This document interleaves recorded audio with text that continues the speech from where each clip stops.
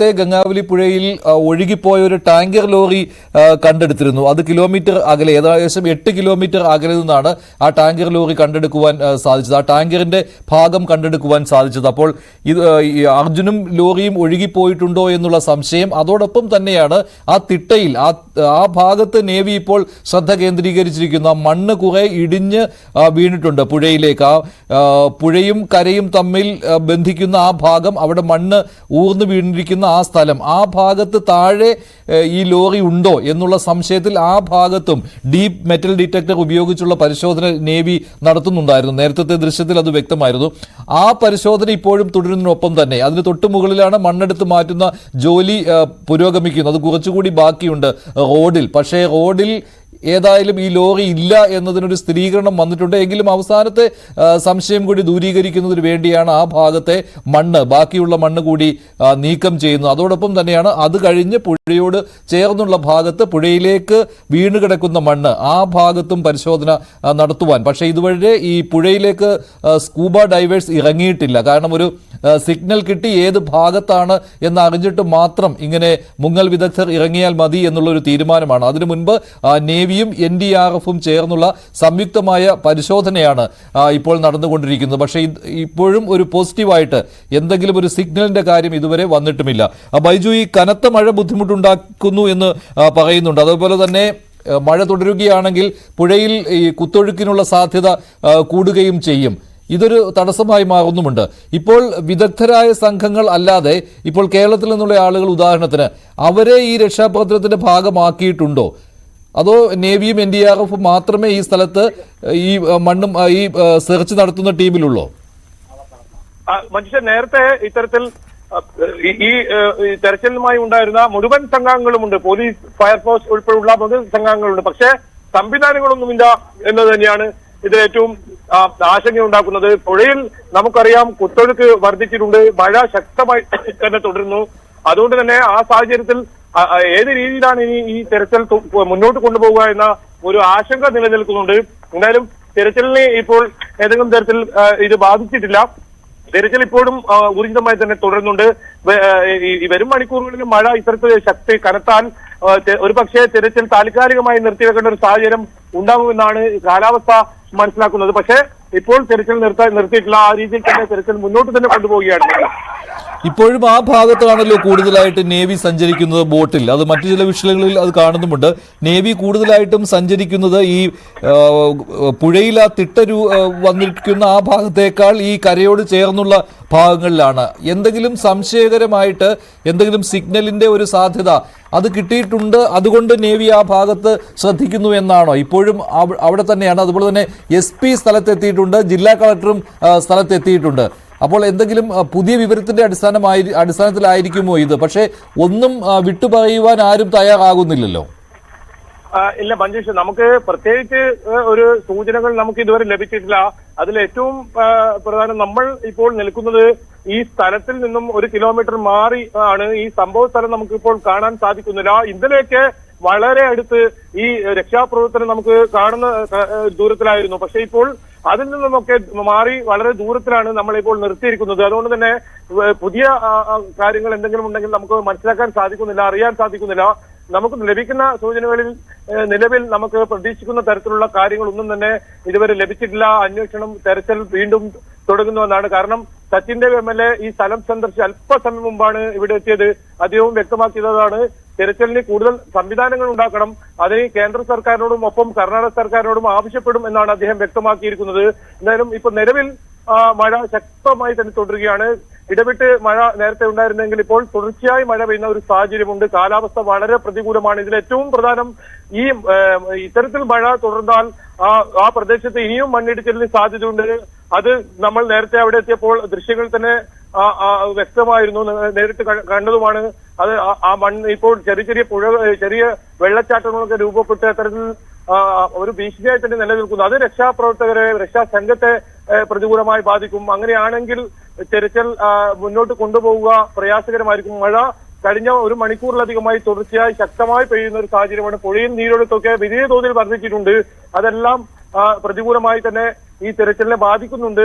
നിലവിൽ തെരച്ചിൽ തുടരുന്നുണ്ടെങ്കിലും ഇനി വരും മണിക്കൂറുകൾ ഏത് രീതിയിലായിരിക്കും മുന്നോട്ട് പോവുക എന്നത് കാത്തിരിക്കേണ്ടി വരും. എന്തായാലും പുതിയ വിവരങ്ങൾ നമുക്ക് ലഭിച്ചിട്ടില്ല. അത്തരം ഏതെങ്കിലും സൂചനകൾ നമുക്ക് ലഭിച്ചാൽ അപ്പോൾ തന്നെ പ്രേക്ഷകരുമായി നമ്മളത് ശരി ബൈജു, എന്തായാലും അത്തരത്തിലുള്ള സൂചനകൾ ഉടൻ തന്നെ കിട്ടുമെന്ന് തന്നെ പ്രതീക്ഷിക്കാം. അവിടെ നിന്നുള്ള രക്ഷാ ദൗത്യത്തിൽ ഏർപ്പെട്ടിരിക്കുന്ന മലയാളികളായ ആളുകളോട് അവരെ ടെലിഫോൺ ലൈനിലും പ്രതീക്ഷിക്കുന്നുണ്ട്. മഞ്ചേശ്വരം MLA AK അഷ്റഫ് അദ്ദേഹം ആ ഭാഗത്തുണ്ട്. അദ്ദേഹം അല്പസമയത്തിനുള്ളിൽ സംസാരിക്കാം. വലിയ മഴയാണ് അവിടെ, അതുകൊണ്ട് ഒന്ന് മാറി നിന്ന് ഒന്ന് സംസാരിക്കാമെന്ന് AK അഷ്റഫ് അല്പസമയം മുമ്പ് ന്യൂസ് 8 പറയുകയുണ്ടായി. അദ്ദേഹത്തെ അല്പസമയത്തിനുള്ളിൽ ഫോണിൽ അദ്ദേഹത്തോട് സംസാരിക്കാമെന്ന് പ്രതീക്ഷിക്കുന്നു.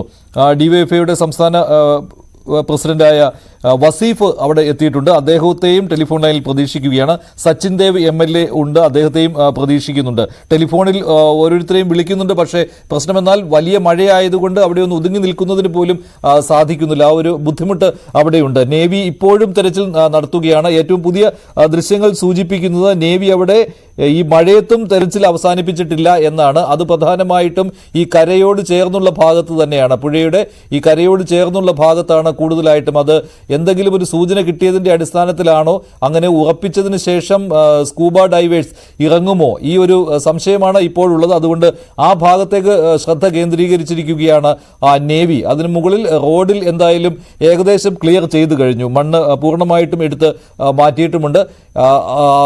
മഴ വീണ്ടും ശക്തമായത് ഒരു പ്രശ്നമാകുന്നുണ്ട് എങ്കിൽ പോലും അത് ഇപ്പോൾ തടസ്സമായിട്ടില്ല. ഏറ്റവും പുതിയ അപ്ഡേറ്റ് അനുസരിച്ച് SP-യും ജില്ലാ കളക്ടറും സ്ഥലത്ത് എത്തിയിട്ടുണ്ട്. അവർ ഈ രക്ഷാ ദൗത്യത്തിൽ ഏർപ്പെട്ടിരിക്കുന്നവരുമായിട്ട് സംസാരിക്കുന്നുണ്ട് എന്ന വിവരവും കിട്ടുന്നുണ്ട്. പക്ഷേ ഒരു തരത്തിലുള്ള സൂചനയും ലോറിയെക്കുറിച്ച് ഇതുവരെ കിട്ടിയിട്ടില്ല എന്നത് ഈ രക്ഷാ ദൗത്യത്തിന് ഒരു വിഘാതമാകുന്ന ഒരു ഘടകം കൂടിയാണ്. ബൈജു വീണ്ടും ചേരുന്നുണ്ട്. ബൈജു, ഇങ്ങനെ പോവുകയാണെങ്കിൽ ഇന്ന് 8ാം ദിവസം, ഇനിയിപ്പോൾ ഈ പുഴയിലും ഈ രീതിയിലുള്ള ഒരു അനുകൂലമായ കാര്യങ്ങളും ഇല്ല എങ്കിൽ ഇനി എന്ത് എന്നുള്ള ചോദ്യം കൂടി അവശേഷിക്കുകയല്ലേ? മഞ്ജുഷേ, ഇതിൽ നമുക്ക് മനസ്സിലാക്കാൻ സാധിക്കുന്നത് ഈ മണ്ണിടിച്ചിലുണ്ടായ കുന്നിൻ ചെരുവിൽ നിന്നും നേർ എതിർവശത്ത്, അതായത് ചായക്കടയൊക്കെ ഉണ്ടായിരുന്ന സ്ഥലത്ത് ഇപ്പോൾ ആ പ്രദേശത്തൊന്നും കാണാനില്ല. അതിന് തൊട്ട് സമീപമായി വലിയ മൺകൂന ഉണ്ട്. ആ മൺകൂനയ്ക്കടിയിലായിരിക്കും ഈ ലോറി ഉണ്ടാകുക എന്ന ഒരു നിഗമനം സൈന്യവും ഇന്നലെ പങ്കുവച്ചിരുന്നു. അങ്ങനെയാണെങ്കിൽ ആ പ്രദേശത്ത് പരിശോധന നടത്തേണ്ടി വരും. പക്ഷേ ഈ ഒരു പുഴ തന്നെ, അതിന്റെ ഒരു ഭാഗം തന്നെ ഇല്ലാതായിരിക്കുന്നു. അത്രത്തോളം മണ്ണാണ് ഈ കുന്നിടിഞ്ഞ് അപ്പാടെ ഈ നദിയിലേക്ക് പതിക്കുന്ന സാഹചര്യമാണ് ഉണ്ടായത്. അപ്പോൾ അതിന്റെ അടിത്തട്ടിലേക്ക് ഈ ലോറി ഒരുമിച്ച് ഈ മണ്ണിന്റെ ഒപ്പം തന്നെ ഇത്തരത്തിൽ നിരങ്ങി വലിയ തോതിൽ ഈ പതിച്ചിട്ടുണ്ടാകുമെന്ന ഒരു വിലയിരുത്തലാണ് സൈന്യവും ഇന്നലെ നടത്തിയ പരിശോധനയിൽ കണ്ടെത്തിയത്. അപ്പോ ആ മണ്ണ് മുഴുവൻ നീക്കം ചെയ്തോ അല്ലെങ്കിൽ കൃത്യമായ സ്ഥലം എവിടെയാണെന്ന് കണ്ടെത്തി അവിടെ ഈ പരിശോധന നടത്താനാണോ, ആ രീതിയിൽ കാര്യങ്ങൾ മുന്നോട്ട് പോകേണ്ടി വരും. പക്ഷേ അത്യാധുനിക സംവിധാനങ്ങൾ വൈകുന്നേരത്തോടു കൂടി എത്തുമെന്നാണ് നമുക്ക് മനസ്സിലാക്കാൻ സാധിക്കുന്നത്. അങ്ങനെയെങ്കിൽ ആ ഉപകരണങ്ങൾ ഉപയോഗിച്ച് കൃത്യമായ ഈ ലോറി ലൊക്കേറ്റ് ചെയ്യാൻ പറ്റും.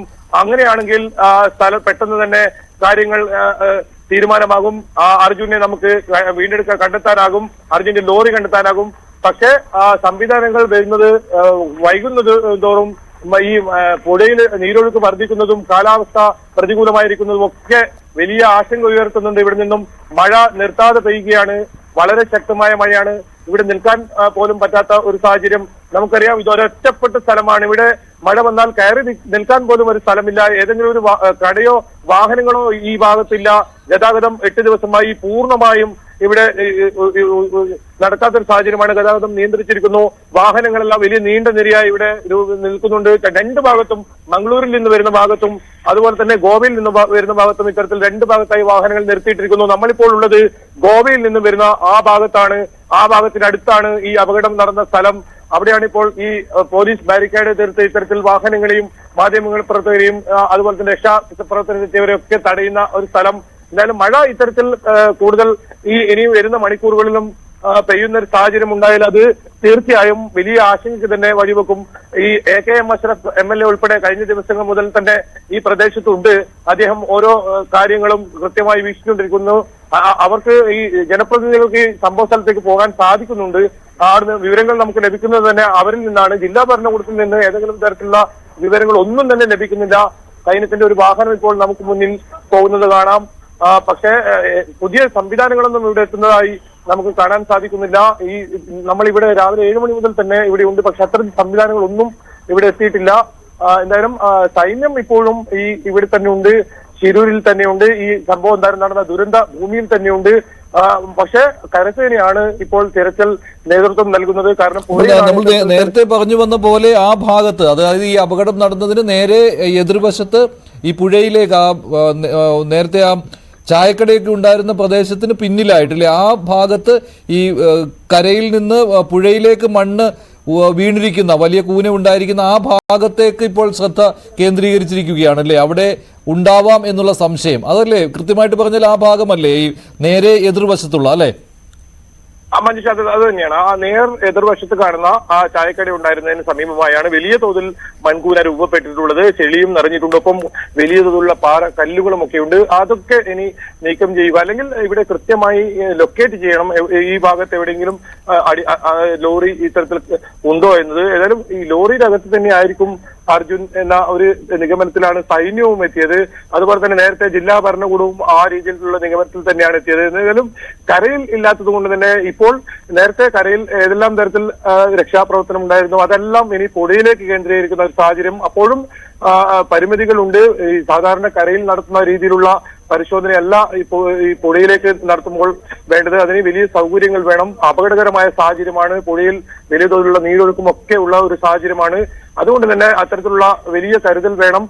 സാധാരണ നമ്മുടെ നാട്ടിൽ നിന്നൊക്കെ എത്തിയ രക്ഷാപ്രവർത്തകർ തന്നെ പറയുന്നത് ആ രീതിയിൽ പുഴയിൽ തെരച്ചിൽ നേരത്തെ നടത്തിയ പോലെ നടത്താൻ പറ്റില്ല, മണ്ണ് നീക്കി കൊണ്ടുപോകുക അത്ര പ്രായോഗികമല്ല. അപ്പോൾ നമുക്ക് കൃത്യമായി വേണ്ടത് ഈ ലൊക്കേറ്റ് ചെയ്യുകയാണ്, ഈ ലോറി എവിടെയുണ്ട് എന്നത് സംബന്ധിച്ച് കൃത്യമായ കണ്ടെത്തുകയാണ്. അങ്ങനെയെങ്കിൽ ആ സ്ഥലം മാത്രം മണ്ണ് നീക്കിയാൽ മതി. അല്ലാതെ ഇപ്പോൾ കാണുന്ന ഈ പുഴയുടെ അരികിലുള്ള മുഴുവൻ മണ്ണ് നീക്കി ലോറി എവിടെയുണ്ടെന്ന് കണ്ടെത്തുക, അത് ചിലപ്പോൾ ഇനിയും ദിവസങ്ങൾ വേണ്ടിവരും, ദിവസങ്ങൾ കാത്തിരിക്കേണ്ടി വരും. എന്തായാലും അതിന് കൃത്യമായ ലൊക്കേറ്റ് ചെയ്യാനുള്ള സംവിധാനമാണ് വേണ്ടത്. ആ സംവിധാനം ഉടൻ എത്തുമെന്ന ഒരു പ്രതീക്ഷയും ഇവിടെ നിന്നും കുടുംബാംഗങ്ങളും അതുപോലെ തന്നെ ഈ രക്ഷാപ്രവർത്തനത്തിന് നേതൃത്വം നൽകുന്ന ഈ സംഘാംഗങ്ങളും ഒക്കെ പറയുന്നുണ്ട്. ഏതായാലും കുറച്ച് രക്ഷാപ്രവർത്തകർക്ക് അങ്ങോട്ടേക്ക് പോകാൻ കഴിഞ്ഞിട്ടുണ്ട്. അത് തന്നെയാണ് വലിയ ആശ്വാസം. രാവിലെ മുതൽ അവരെ തടഞ്ഞ് ഇടുന്ന ഒരു സാഹചര്യമാണ് ഉണ്ടായത്. ഇനി വൈകുന്നതോറും കാലാവസ്ഥ വളരെ മോശമാവുകയും പുഴയിൽ വലിയ തോതിൽ നീരൊഴുക്ക് വർദ്ധിക്കുകയും ഒക്കെ ചെയ്യുന്ന ഒരു സാഹചര്യമുണ്ട്.